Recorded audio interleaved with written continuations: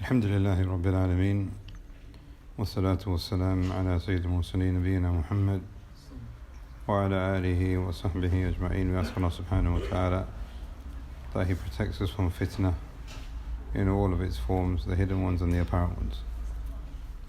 Likewise, we ask Allah subhanahu wa ta'ala that He grants us tawfiq and success, and He makes us of those who are guided and guide others wherever we may be.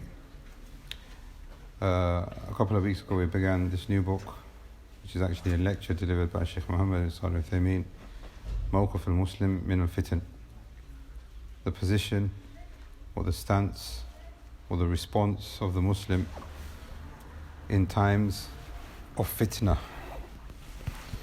And we mentioned in the introduction that the plural for fitnah is fitan.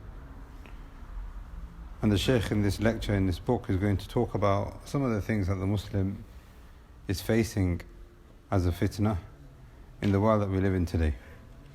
We also mentioned before a brief description and definition as to what fitnah is. And we said it could, as Ibn Hajar rahimahullah has mentioned, it can up to 20 different definitions depending on its context. But one of the best ways that we can understand fitnah, irrespective of what definition we give it, it is a point of confusion.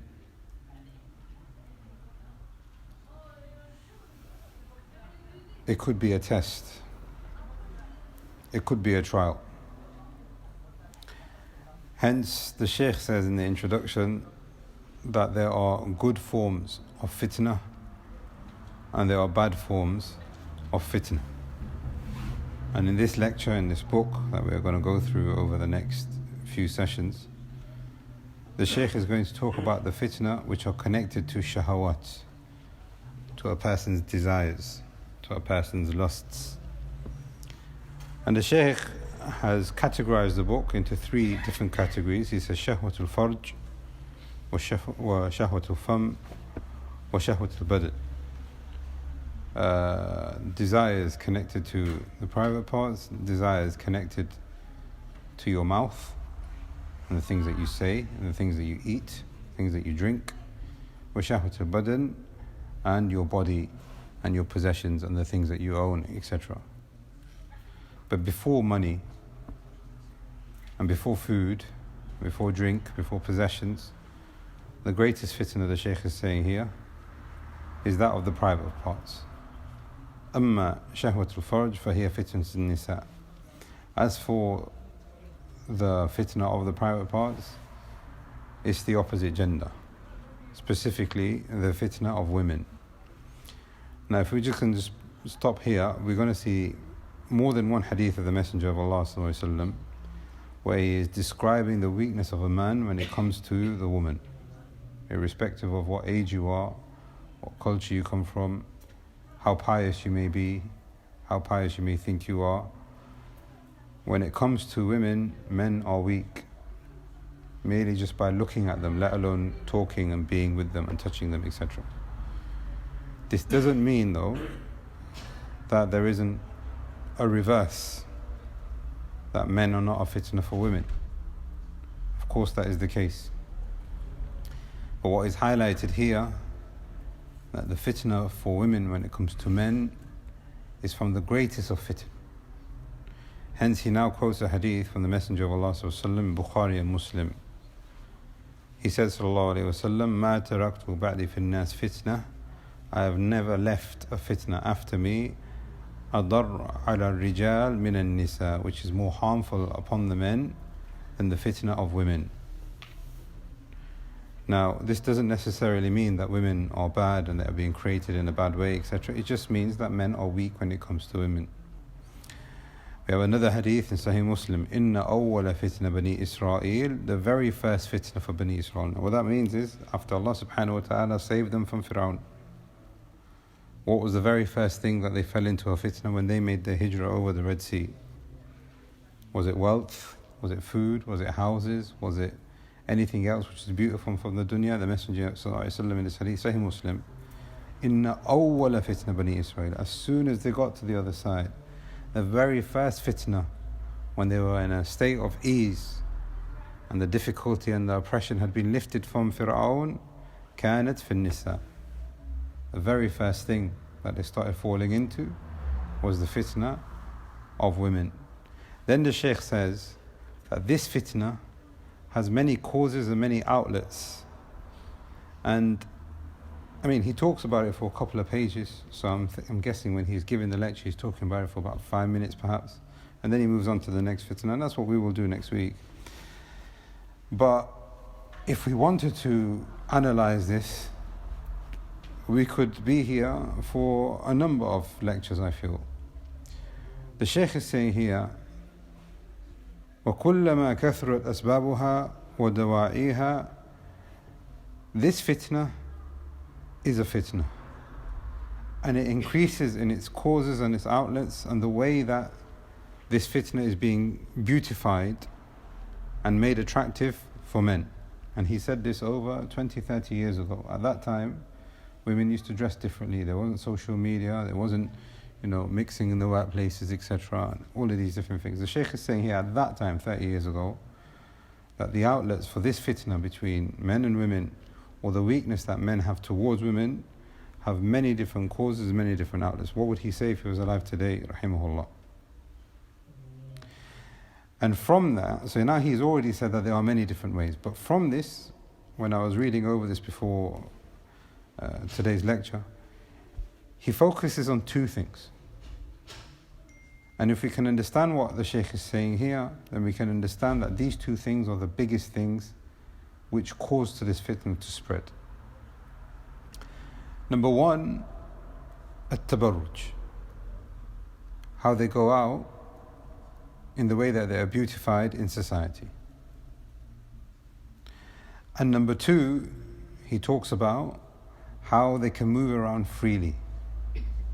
So now imagine you've got this thing which is a weakness for you, and it's constantly being moved around you in front of your face, and then on top of that it's sugar-coated and beautified, and it smells nice, and it's telling you, look at me, and it's walking around constantly.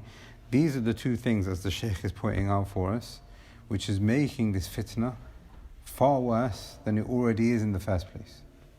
So despite the fact that when the Messenger of Allah said that the very first fitna of Bani Israel was women, at that time they used to dress more modestly. There wasn't the free mixing that we have. There was more conservatism, there were more barriers, there were more boundaries. But besides that, the fitna was there. So how about now, as the Shaykh is saying? So he says, from the asbab, or from the means of this fitna, to ignite itself, and takhruj an-nisa safirat wujuh. They come out, and their faces are beautified, and their faces are made attractive. Mutajammilat al-thiyab. Their clothes are really nice. Mutatayyibat ra'iha. They smell really nice. And the Shaykh here is not describing women. The Shaykh is describing the reality. And we as Muslims, obviously we lower our gaze. We have been commanded, we have been forbidden. But the reality of the situation is that the fitna is real. The fitna is very bad. And you have to be honest with yourself in this. The Shaykh this is what he is describing. They come out, they look really nice, they look really pretty, they are dressed in a particular way, and they are smelling in a particular way, and that makes the man even more weaker. Then he goes on to say, في الأسواق وجامع الرجال فإن هذا من أسباب الشر والفتن. Carrying on what he said, they come out with their faces looking beautiful, their clothing, their smells, etc. And then they go into areas where men are predominantly gathered, in the workplaces, in the markets, etc. And the Shaykh is saying here, this is the cause for the fitna to ignite itself. For this reason, the Messenger of Allah sallallahu alaihi wasallam, he said about a group of women that he found at his time. Now this is culturally the case until today in Arab culture, is that in their homes they have incense, bukhur. Yeah, they light it up and it smells, and the smoke comes out. It smells very nice. And because of the bukhur, it makes the house smell nice. It'll get onto your clothes. It'll get onto everything, get onto your hair and everything, because it's very powerful, it's strong, the smell. At the time of the Messenger of Allah sallallahu alaihi wasallam, they had the same thing. And a group of women, they did bukhur in their homes, and they went out to the masjid to perform Salat al-Isha with the Messenger of Allah sallallahu alaihi wasallam. He said about these women, وَلْيَخْرُجْنَ تَفِلَاتٍ. These women have come out with bukhur and they smell very nice. If you come out again, actually in another narration he sent them back, but this is what the Shaykh is saying. But when you come out, do not come out with this bukhur on yourselves, on your garments, so that people can smell it. In another narration,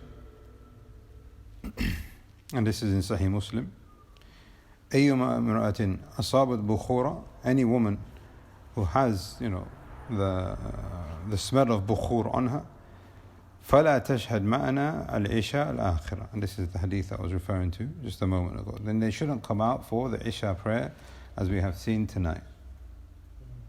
And this was that event that happened at the time of the Messenger of Allah sallallahu alaihi wasallam. So now the Shaykh goes on to say, if women are not allowed to attend the masjid and pray the salat in this manner, then what about when they're not going out for salah? What about lesser than salat? What about if it's just going out for a normal need, like the shops or something like that? The Messenger of Allah is stopping them to come to pray and worship Allah in the houses of Allah in that state. Then what about anything which is not worship? So the Shaykh is saying here, this is a tabarruj of either, it could be of attraction of when you look at the woman, or it could also be from the smell of the woman, and this is one of the ways that we have this fitna ignite itself. So that's the first one, like I said, that's the attraction part of it. The Shaykh then goes on to talking about another way that this fitna can spread is when women come out and there are no restrictions on how many times they come out and what they come out for. So he says, وَلَا تَحْقِرَنَّ شَيْءٍ مِّن ذَلِكَ. They cannot think of this as being something which is, easygoing and belittle it and say, I'm just going out here, I'm just going out there. Because she might say to herself, لأنها ربما تقول عن نفسها إنها آمنة. I'm going out and everything's fine. Look how many women are out on the streets. I'm going out and just doing what other women do.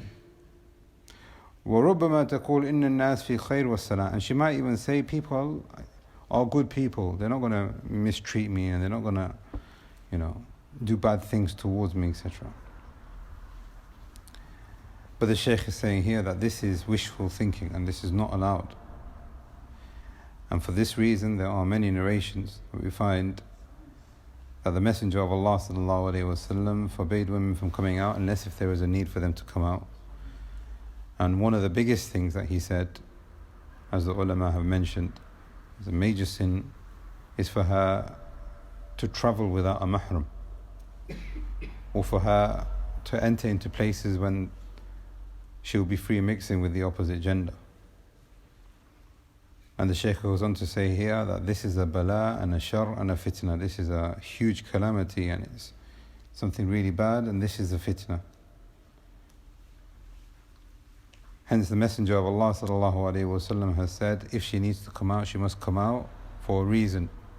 And if she needs to travel, then she should travel with a mahram, even if she's going for Hajj or Umrah or visit people in a different city or whatever it might be. This is in order, khawfan min al-fitnah. This is in order to make sure that she doesn't fall into fitna herself, and it then doesn't become a cause of fitna for other people. The Shaykh then goes on, he says, women today, this is again now 30 odd years ago, have become extremely relaxed in this. فَصَارَ بَعْدُهُنَّ يُسَافِرُ بِلَا مَحْرَمٍ. And you will find so many of them travelling into different cities without a mahram. And they say to themselves, this is fine and there is no harm and I am in salama, as the Shaykh is saying here, everything is okay, I can move from one place to another place. Maybe even go from one country to another country. They can say, I can get dropped off at the airport and get picked up at the airport, and they're traveling thousands and thousands of miles without mahram. This despite the fact that the Messenger of Allah sallallahu alaihi wasallam said, "La tusafir imra'atun illa ma'a dhi mahram." A woman should not go out unless if she has a mahram with her, and he means here, sallallahu alaihi wasallam, in travel. There was a man who even partook in a battle with the Messenger of Allah sallallahu alaihi wasallam, and this man had left his wife to go to perform Hajj by herself. So the Messenger of Allah sallallahu alaihi wasallam found out, and he said, leave this expedition and go join your wife and do Hajj with her. Now, in order for us to understand the severity of this, when you partake in an act of worship, especially if the act of worship is wajib, you are not allowed to leave that act of worship. Imagine now you're going to stand for Salat al-Isha. You can't go halfway through and think, you know what, I don't feel like praying Isha right now, I'm going to pray in another masjid, and just walk out from the masjid. You can't do that. Allah subhanahu wa ta'ala tells us in the Quran, يَا الَّذِينَ آمَنُوا أَطِيعُوا اللَّهَ وَأَطِيعُوا الرَّسُولَ وَلَا تُبْطِلُوا أَعْمَالَكُمْ. Do not nullify your deeds. And from this, the Hanafis and the Malikis are extremely very strict on this. They say any deed you're not allowed to nullify, even the nawafil ones. Whatever the case, the Messenger of Allah sallallahu alaihi wasallam is saying here to this man who has now started off on this expedition, he says to him, leave this act of worship and go join your wife. Now you can see here the severity of what he is saying. Go join your wife because she needs a mahram. And he didn't say to this man, is she old or is she young? Is she beautiful or is she not beautiful? Has she got women with her or is she traveling alone? The Shaykh is saying here, these are some of the things that people will come out as misconceptions. Oh, she's not very beautiful, so she can travel by herself. Or she is old, so she can travel by herself. Or she is traveling with a group of women, so she can travel. The Shaykh is saying here, this is one of the means for how free movement in this manner can then create a great deal of fitnah. To the extent that the Shaykh is saying here, that you might even then find her free mixing with people in taxis or in buses or in trains and things like that, because of the fact that she's going out without a need. هذه من الفتن التي يجب على المسلم أن يتجنبها. These are from the fitan when it comes to the women that the Muslim must avoid. وأن يبتعد عنها, and then he should seek to have distance from it. ويحذر ما حذره النبي صلى الله عليه وسلم منه, and he should take a warning for what the Messenger of Allah sallallahu alaihi wasallam has taken or given us a warning in. That the opposite gender is a fitna if we allow it to become a fitna, and as the Shaykh is saying here, if we allow them to become a means of us to be voluntarily being attracted to them without lowering our gaze and without having any boundaries. And if we allow them to mix with us without those boundaries, then this will become a fitna for the men. And for the Muslimah, as the Shaykh is saying here, she needs to preserve her modesty and her chastity and only come out if there is a need for her to do so. These are some of the things that the Shaykh has mentioned, but again, like I said before, if we were to go further, I'm sure there's a lot more that we can say, especially like I said with the advent of social media and the different things that are happening. But I think what the Shaykh has said is sufficient. These are two very important principles in understanding what we have here. And then next week, inshallah, the Shaykh is going to talk about the fitna of food and drink. We ask Allah subhanahu wa ta'ala that He grants us tawfiq and success. Allahu a'lam. Wa sallallahu ala nabiyyina Muhammad wa ala alihi wa sahbihi ajma'in.